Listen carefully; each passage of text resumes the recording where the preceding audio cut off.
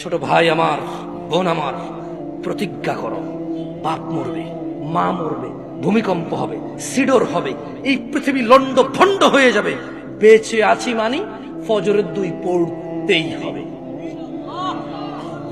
বেঁচে আছি মানি জোহর, আসর, মাগরিব, ইশা পড়তেই হবে। একটু আগে সিগারেট খেয়েছি, একটু পরে আজান হয়েছে, নামাজ পড়তে হবে।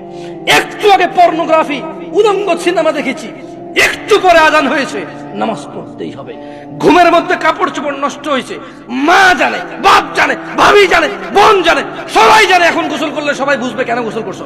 সবাই বুঝলে বুঝুক, না বুঝলে নাই। আরে বুঝলেই কি না বুঝলেই কি, আমার কাপড় নষ্ট হয়েছে, গোসল আমার ফরজ হয়েছে, আমি গোসল করবো, নামাজ পড়বো।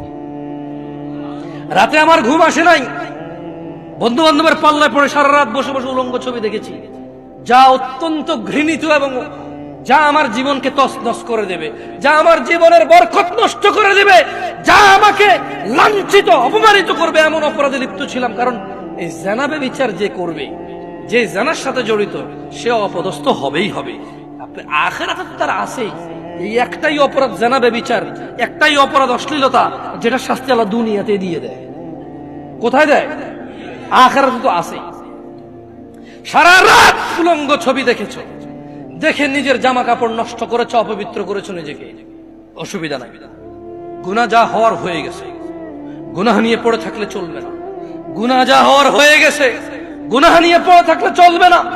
যাও গোসল করো, ফজরে আযান হয়েছে, সালাতে যাও, 2 রাকাত সুন্নাত পড়ে আল্লাহর কাছে ক্ষমা চাও, 2 রাকাত ফরজ পড়ে আল্লাহর কাছে ক্ষমা চাও। আর দেখবা না, প্রতিজ্ঞা করো।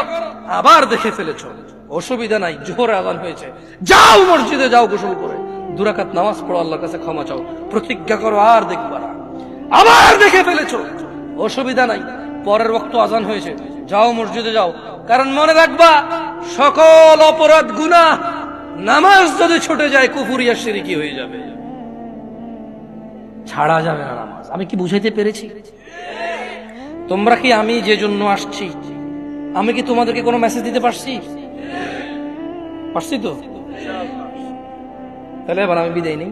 জাযাকুমুল্লাহ খায়র ওয়া আহসানাল জাযা। ওয়াসসালামু আলাইকুম ওয়া রাহমাতুল্লাহি ওয়া বারাকাতুহু।